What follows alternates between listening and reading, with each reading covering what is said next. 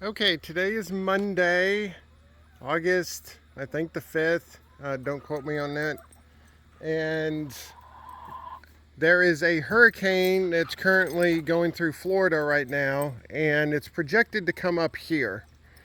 And where we live in Horry County, South Carolina, which is the same county as Myrtle Beach. We're not at the beach, we're about 30 miles inland as the crow flies from the ocean. So I wanted to run through real quick what we do for our hurricane prep. Now this particular hurricane does not appear like it's going to be too much of a what we call a wind event. We'll have tropical storm winds probably for a good while, but nothing really serious. Serious would be like hurricane or above winds. And so this is mainly, as of right now, going to be a rain event. And so the first thing I do when I look at storms is I look at the NOAA hurricane webpage. And that's the webpage by NOAA, which is the government. And I do not look at anything else. I do not look at the Weather Channel. I do not look at the local news. Do not look at national news because they will sensationalize everything. So the NOAA information is about the best unbiased information you can get hurricane-wise. So with that being said, as of right now, it looks like we're going to potentially get 12 to 16 inches of rain, possibly 16 to 20. Now, if the hurricane moves and all that, we could get significantly less or maybe even more than that, but that's the way it is right now, so that's what we're prepping for. So what I wanted to do is go through the chicken coop first because I'm sure everybody's probably curious on what's going to happen with the chickens. So what we do is that we have these windows here, like this one's on the south side. And depending on what the wind and everything looks like, if the rain looks like it's going to be coming fairly straight down, I will leave this window the way it is.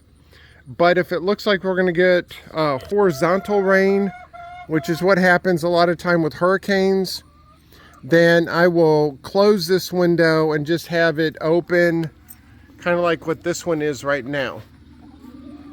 So the chickens can still get some breeze in there, but it's not fully open to let rain in. And so this window will probably stay exactly the way it is right now, unless the winds are going to blow straight this direction and also be horizontal rain. Then I will close it all the way. This one will get closed to where it'll be open about like that one, and then of course if the wind's coming from this direction, I'll close it completely. The two inside windows here, all right, hold on a second, let me see who's complaining. All right, that's Rose, so I think Rose must lay an egg. Rose is inside right there.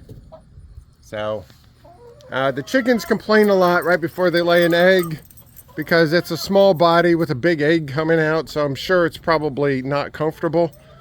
So they like complaining a lot. But anyway, these two windows here, they will probably stay like this. But again, you know, if the situation warrants it, then I might close those a little bit too. The chicken door, you know, this thing is set to where it closes at dusk and opens at dawn. That will remain in operation like that. And then the water will remain the same. I might close a couple of the ports on the food on the side that's towards the edge there. But everything else in the chicken coop is going to remain as is. We had a hurricane come through last year where it was 12 inches of rain in 24 hours, and they were out and they were perfectly fine. Although Lacey, who's right there, she decided, I don't know how, but she turned into a drowned rat. She was like wet head to toe.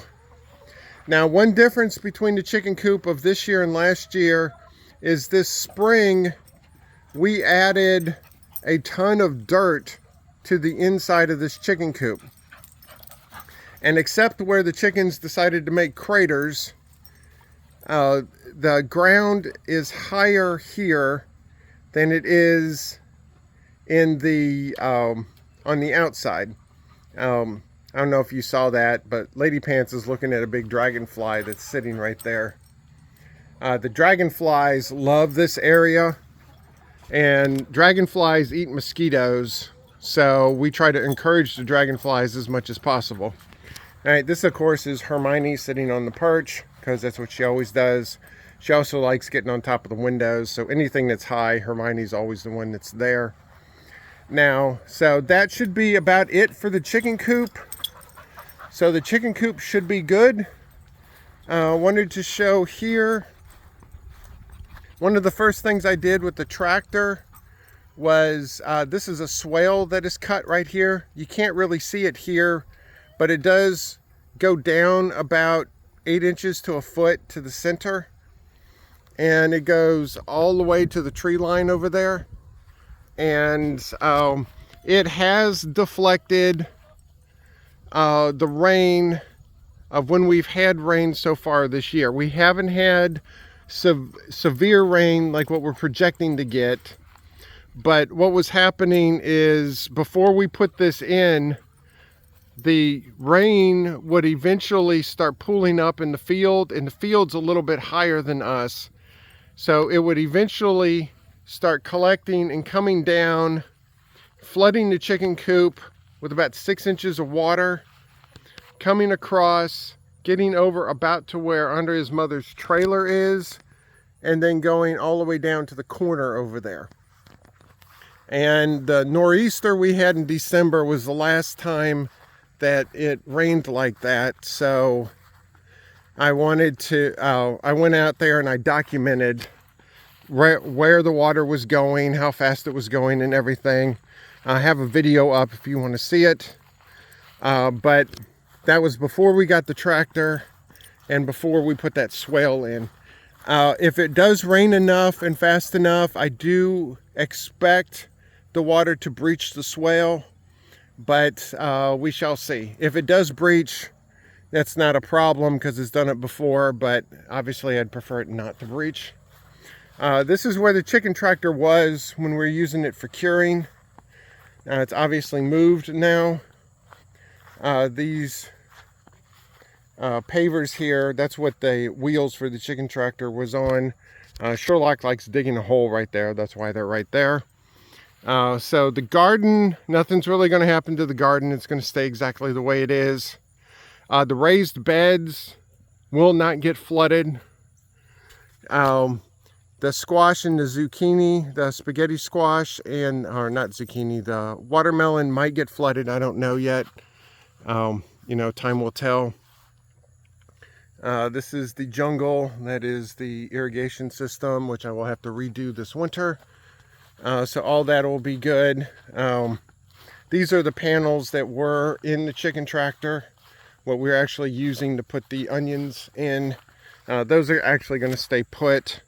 Again, if this was going to be more of a wind event, where it looked like we were going to get like hurricane force winds, I would be prepping this a little different.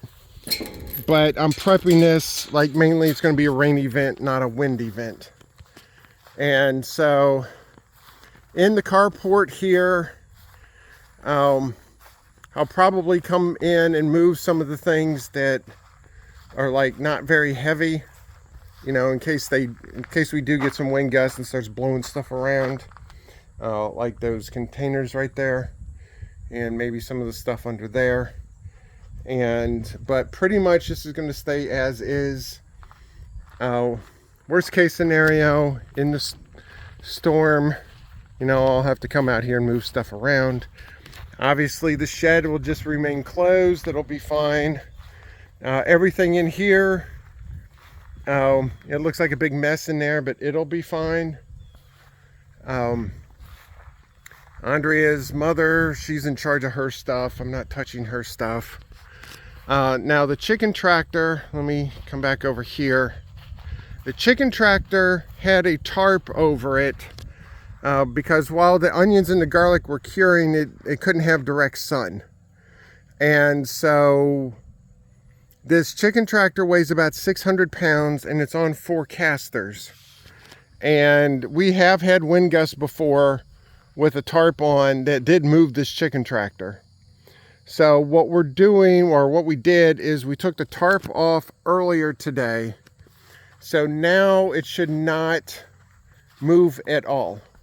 Again, if this was going to be a higher wind event, we would probably tie it down. But with the wind that's expected, I don't think this is going to move with it being open like this. So it's going to stay exactly where it is. I was telling Andrea, worst case scenario, if it starts getting really bad rain and flooding a little bit, these wheels will start sinking in the ground a little bit. And that's not the worst thing in the world, because it'll help keep it to stay put. And then once we need to move it again, I'll either get the lawnmower or the tractor out here and we'll just move it with that. And so that's about it for the hurricane prep. We got a couple of chairs over there that I'm going to move and get them a little more secure. There's some, Andrea has her turmeric. I'll go up there in a couple minutes. Andrea has her turmeric that she just planted outside.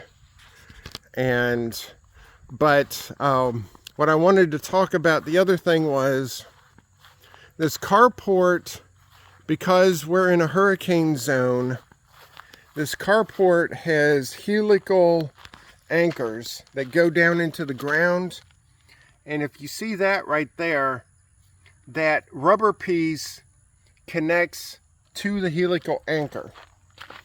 And there's 3 of them on each side. And that's what keeps this carport from flying away. And I think these helical anchors go like 3 or 4 feet in the ground. So it's not like the little small ones that go down like a foot or something. No, they go deep into the ground. Then you have some increased bracing up at the top. So the carport should be fine. The shed has posts on the inside. That's how it's constructed. And those posts go 3.5 feet into the ground. And the post, each post basically has a bag of saccrete around them. So there's probably about 200 or 300 pounds of concrete holding this down. And so there's 4 posts on each side. Well, there's 4 here because we got the door in the center. There's 5 on the back, and then there's 4 posts on each side over here. So basically every 4 feet, there's a post that goes into the ground. And then we have the hurricane ties and everything that the rafters are installed and all that type of good stuff. Similar with the chicken coop. The chicken coop has the hurricane rafters. I have some hurricane straps on it. Now the chicken coop's sitting on the ground, but what was recommended to us is that instead of having like a foundation that goes into the ground, to take 2-foot rebar, drill a hole through the base of it, and then pound it into the ground at an angle. And that helps keep the chicken coop from potentially tipping over. Now, even without those rebar in the ground, I would suspect we would have to have some serious hurricane winds in order to move that thing, because that chicken coop is heavy, obviously, especially the coop side. And all the winds we've had so far hasn't even budged it. Same thing with the well house. The well house is technically just sitting there with nothing attached to it.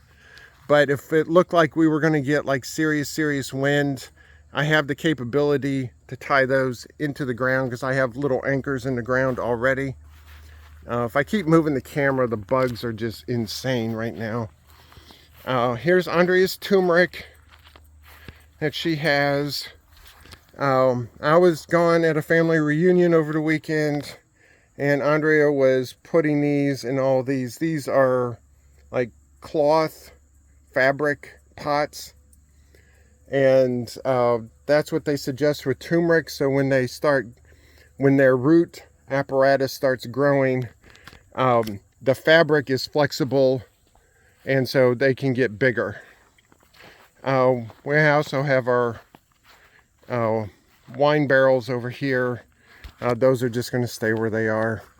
The trailer is attached to my truck, but that's because I was mowing last week and the belt broke on the mower, so we had to take it to get it repaired, so it's not even here right now.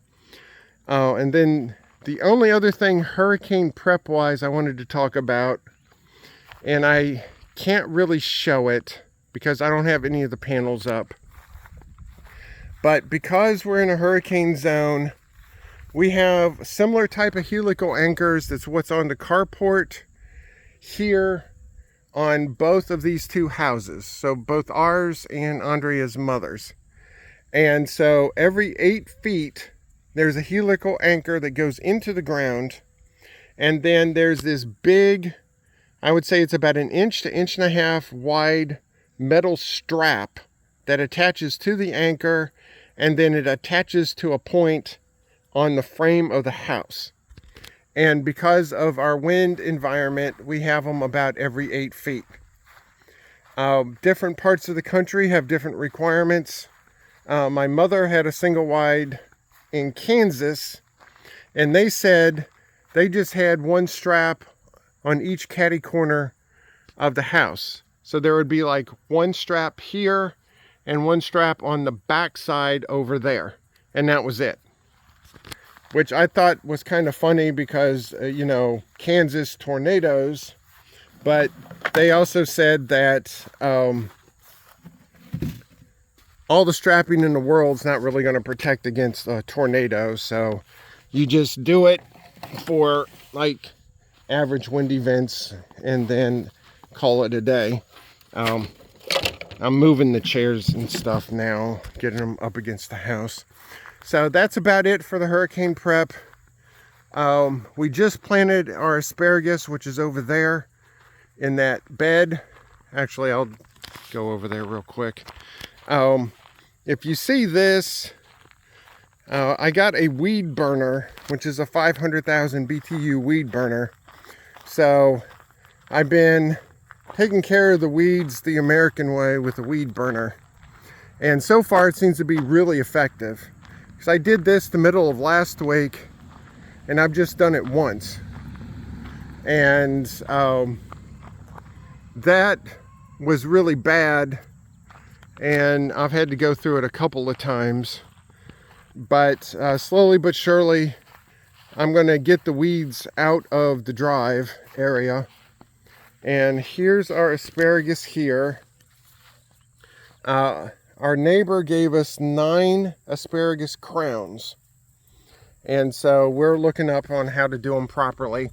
So what we're going to eventually do, these are 2x12s here. And we're eventually going to fill this about 1/2 to 2/3 of the way with dirt, and then put straw on top of it. And these things are already about 6 inches in the ground, because they said asparagus, you want to have them about 15 inches in the ground.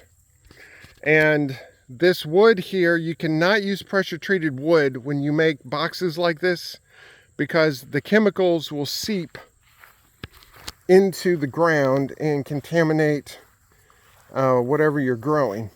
So this is just regular untreated wood, and I took that same wood burner and I burnt the entire outside surface. And what that does is that releases the sap and everything in the pine, brings it up to the surface, and then when it cools, it kind of protects the outside. So instead of lasting like 1 to 2 years, it might last a lot longer than that. They say that in environments where it's not nearly as humid as ours, people will do that for the siding of their houses and stuff. And if it's not a humid environment, they said it can last, a really long time. Here, it's so blasted humid that everything pretty much degrades fairly quickly. Like roof shingles, if you get 15 years on a roof shingle here, you're doing really good. And Sherlock, of course, wants to come out, which that's not going to happen. And with the shingles, it doesn't matter what kind it is. The really expensive, quote, lifetime shingles are going to last 15 years. Hey, Pants, what are you doing? And the cheap ones will last a little less than that, but not too much.